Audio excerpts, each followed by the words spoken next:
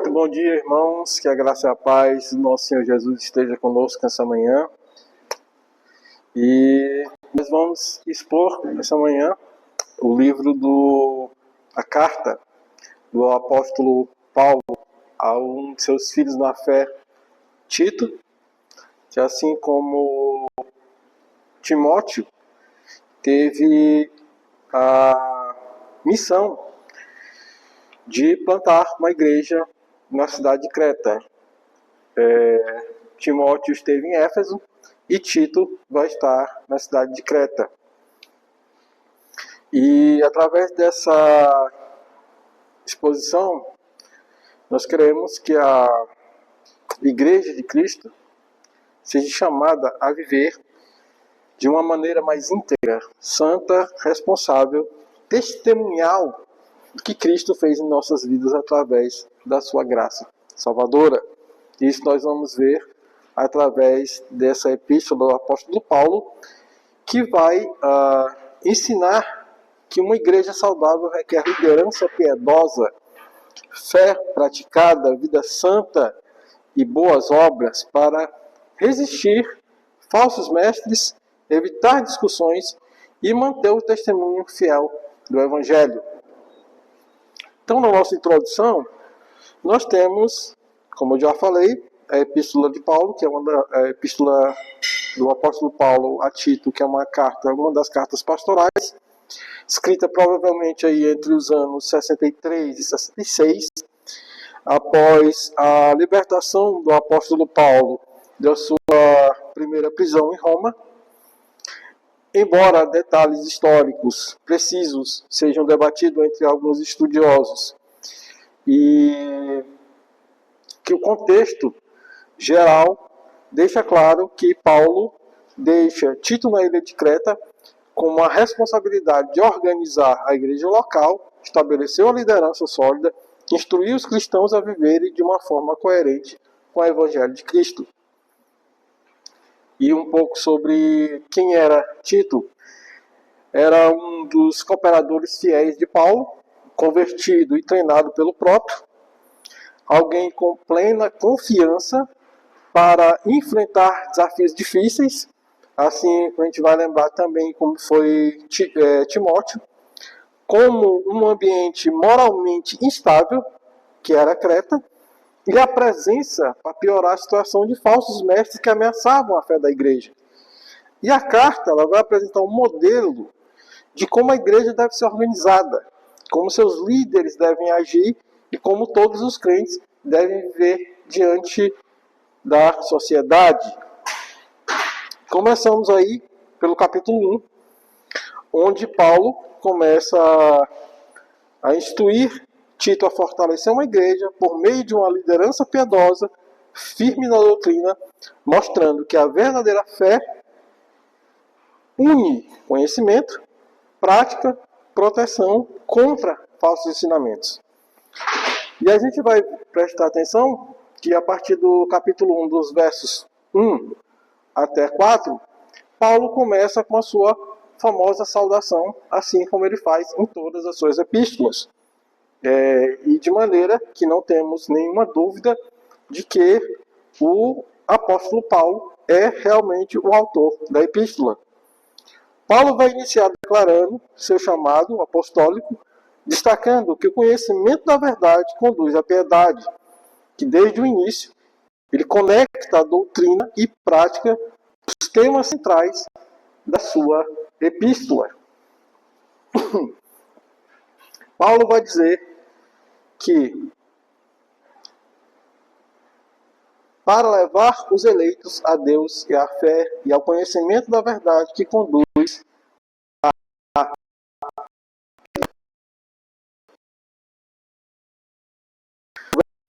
Paulo começa a dar suas instruções que deve a organização, escolhendo presbíteros, as qualificações que incluem caráter irrepreensível, domínio próprio, hospitalidade, vida familiar ordenada, maturidade espiritual, firmeza na doutrina e uma igreja saudável, que começa com uma liderança saudável.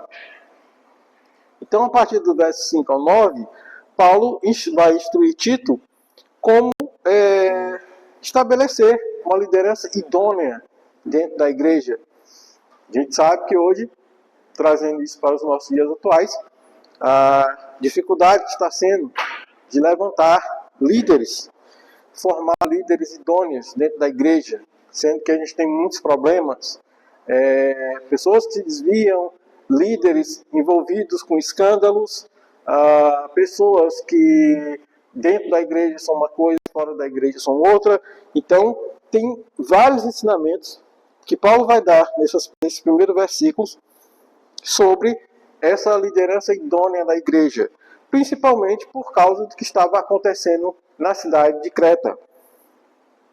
E a partir do verso 10 ao 16, capítulo 1, Paulo vai confrontar os falsos mestres, que é um dos pontos principais que é da cidade de Creta. Paulo vai alertar sobre os contenciosos, enganadores e falsos mestres que estavam confundindo famílias inteiras. Paulo vai falar aí no verso 10, a partir do verso 10, pois há muitos insubordinados que não passam de faladores e enganadores, especialmente do grupo da circuncisão. É necessário que eles sejam silenciados, pois estão arruinando famílias inteiras, ensinando coisas que não devem, e tudo por ganância. Qualquer semelhança com o dia de hoje não é mera coincidência. Então, a resposta de Tito deveria ser firme com a correção e a defesa da sua doutrina. Fé verdadeira sempre se expressa em obras verdadeiras. E a gente tem, principalmente, qual é a ênfase principal, por que Paulo está dando esse destaque principal a Tito, essa instrução a ele. Bom, Creta era uma importante ilha, uma importante cidade no Mediterrâneo, que fica localizada ali mais ou menos entre a Ásia Menor, entre Grécia e Egito. Por isso, ela é uma rota comercial muito importante. Viagens marítimas, circulação de ideias, pessoas de várias nações passam por ali o tempo todo. Então, ela estava sob o domínio do Império Romano desde 67 a.C., com parte da província de Creta e Cirenaica. Qual o problema que está acontecendo aqui? Primeiro, que a igreja havia sido plantada após a evangelização inicial do apóstolo Paulo, mas após a conversão dos cretenses, quais problemas que nós tínhamos? Muitos deles, muito provavelmente, vieram da conversão que aconteceu em Pentecostes, lá em Atos 2:11. Só que na cidade não havia presbíteros para coordenar a igreja e administrar. Faltava uma estrutura de liderança forte. Os cretenses novos, convertidos, viviam em um ambiente totalmente difícil. Creta era uma população muito multicultural. Gregos, fenícios, romanos, judeus.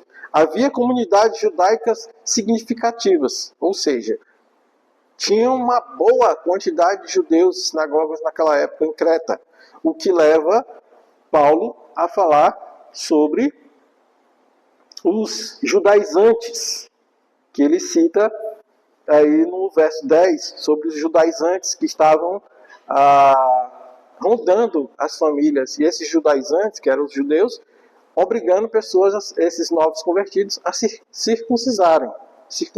Tanto é que a gente vai ter um ato na carta de Atos, no livro de Atos, aliás, nós vamos ter um episódio em que Paulo vai discutir justamente sobre isso. Não tem porquê as pessoas novas convertidas ficarem com esse jugo da lei que era judeu antigo. Isso já passou. Se a gente continuar colocando esse peso em cima deles, nem a gente aguenta. Como é que a gente vai botar esse peso em cima deles? Então não faz sentido. Então, Paulo instrui Tito justamente a combater esse tipo de coisa, porque não faz mais sentido isso. Já passou. Marinheiros e também mercadores de várias regiões passavam por ali. É esse o motivo que Paulo planta uma igreja, justamente por isso, porque como era uma cidade de intenso tráfego de pessoas vindo de todos os lugares, o evangelho se espalharia muito mais rápido, muito mais fácil. Toda essa mistura tornava essa ilha vibrante, mas também moralmente instável. Então, Paulo vai deixar Tito justamente em Creta para ele pôr ordem nessa bagunça. Falsos mestres. A gente tem um outro problema lá. Creta era conhecida pelo antigo profeta que eles tinham lá, que justamente falou sobre a corrupção moral. Lá ainda no capítulo 1, verso 12, Paulo vai dizer que um dos seus próprios profetas chegou a dizer que cretenses, sempre mentirosos, feras malignas, glutões e preguiçosos. Paulo não falou isso à toa. Ele sabia do que ele estava falando. Esse famoso profeta, ao qual eles se referem, chama-se Epimênides. Quem já leu o livro, ou já ouviu falar de um livro chamado Fator Melquisedeque, vai ter a história desse homem lá. Ele viveu no século IV a.C., foi um conhecido sábio religioso que ajudou a Grécia Antiga em alguns problemas que tiveram, principalmente problemas religiosos. Não é tanto que Paulo lá, quando ele chega na Grécia, vai encontrar um local lá escrito ao Deus desconhecido. É justamente desse mesmo antigo filósofo que eles tinham. Também ajudou Atenas em crises, sendo conhecido como um homem de grande influência espiritual em seu tempo. Então, essa má reputação de enganadores, falsos, violentos, imoralidade sexual, ganância, já era de conhecimento, já era muito conhecido. E veja o que Paulo vai dizer lá no verso 13. Tal testemunho é verdadeiro, portanto, repreendam-os severamente para que sejam sadios na fé. Vejam que Paulo, ele não contradiz o que o filósofo de Creta fala justamente sobre a cidade. Ele confirma. O que o profeta de vocês de muito tempo disse é verdade. Esse povo é totalmente imoral. Então, você precisa repreender tudo isso. Você precisa acabar com essa cultura deles. Não é tanto a preocupação de Paulo, porque a sua igreja com novos convertidos estavam em meio a toda essa confusão de cultura e principalmente confusão religiosa. Sacrifícios a ídolos, a deuses antigos, deuses pagãos, querendo entrar no meio do cristianismo. Então, essa é uma preocupação de Paulo. Chegando no capítulo 2, Paulo vai dar instruções a Tito sobre orientar que cada grupo da igreja deve viver com caráter íntegro, pois a graça de Deus é o fundamento que educa o crente a abandonar a impiedade e viver de modo santo a luz e a esperança em Cristo. Paulo vai dar instruções dos versos 1 até o verso 10 do capítulo 2. Paulo orienta Tito a ensinar o comportamento adequado de todas as faixas etárias. Idosos, que sejam sobriedade, dignidade e sensatez. Para as idosas, reverência e mente pedagógica, ensinando as moças, as mulheres mais jovens. Jovens, domínio próprio, e deem bons exemplos. Vai falar também sobre os servos, fidelidade e testemunho. A fé deve moldar cada área da vida.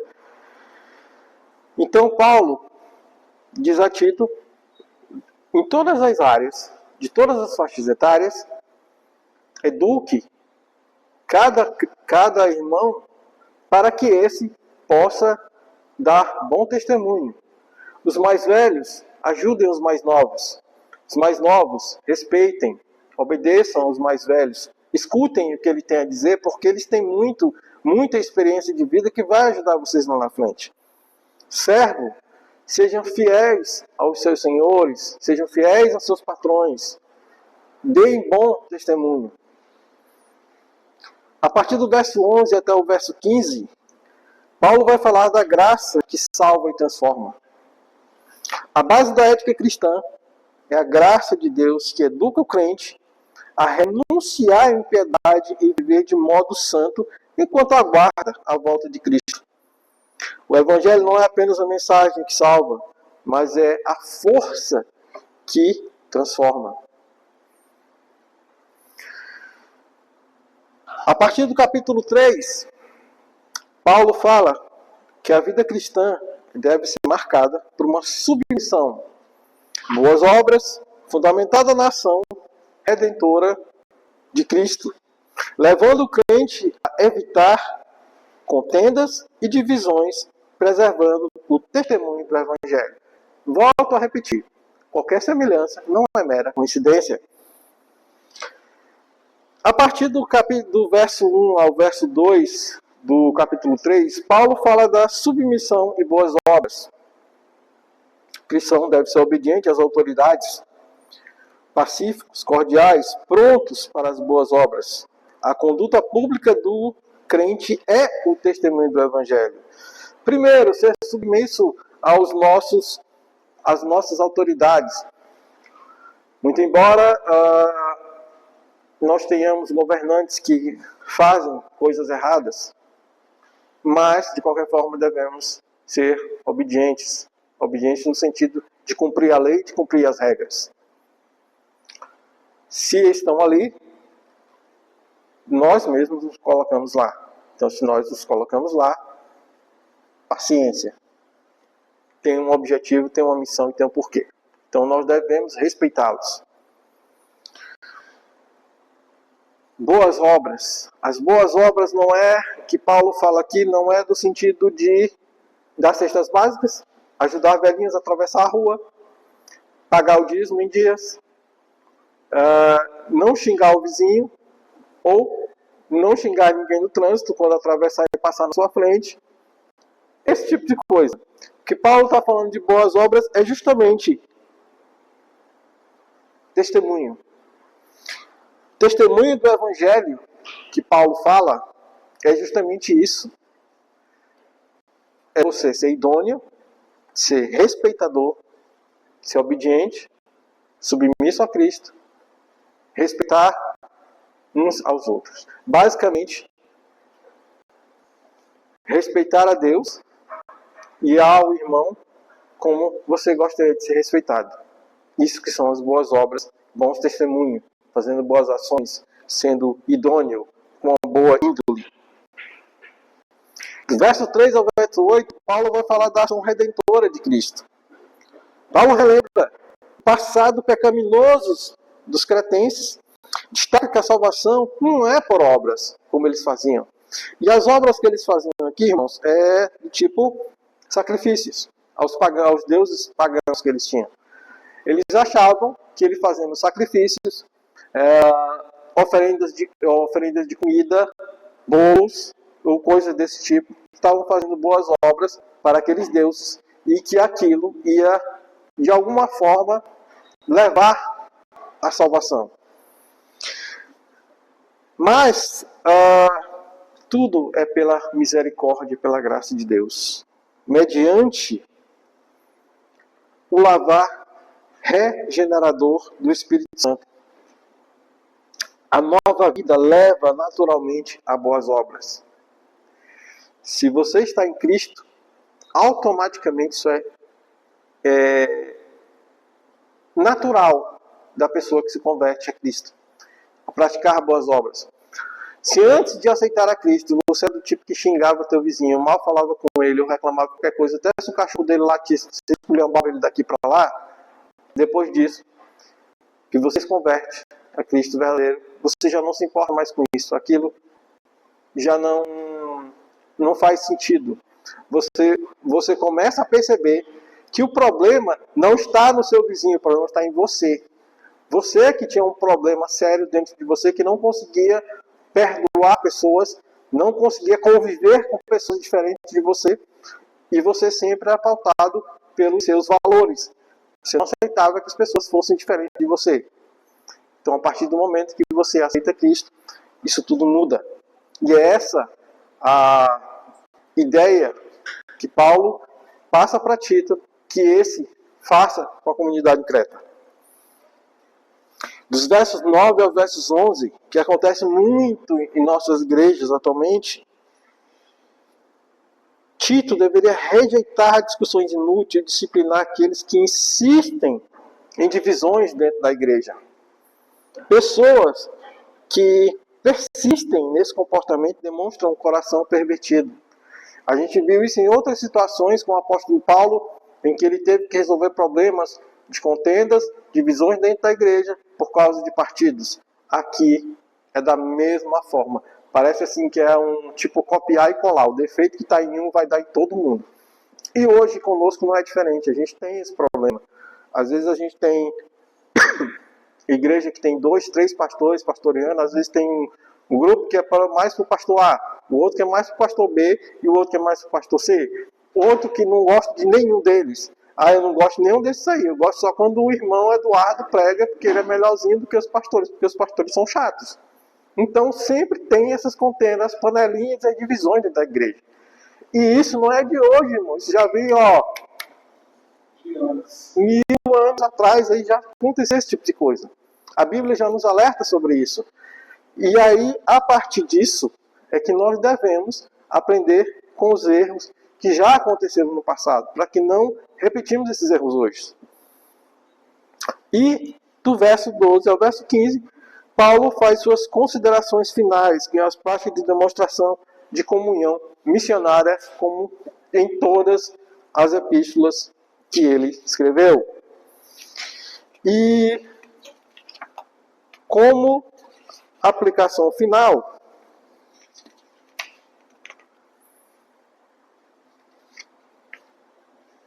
eu acho que eu deixei o meu papelzinho ali.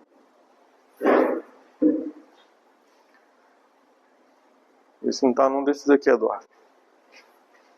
Eu olhei todas as folhas e não olhei essa.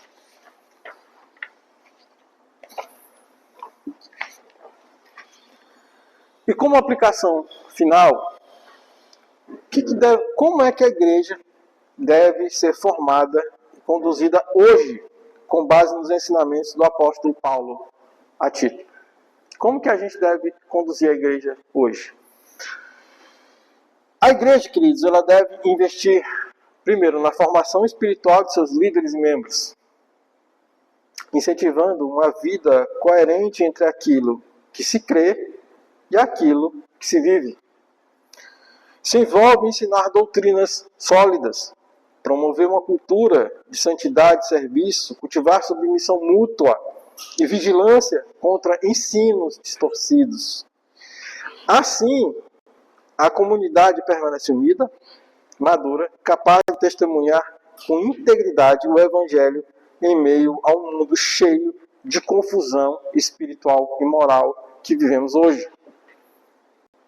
Primeiro ponto, formar líderes íntegros.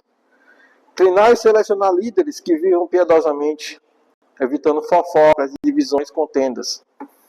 Segundo ponto, ensinar a doutrina sadia, que precisamos muito em nossas igrejas hoje. Promover o ensino bíblico, que forme o caráter, sobriedade e a paciência, domínio próprio e devoção. Também falta muito isso hoje.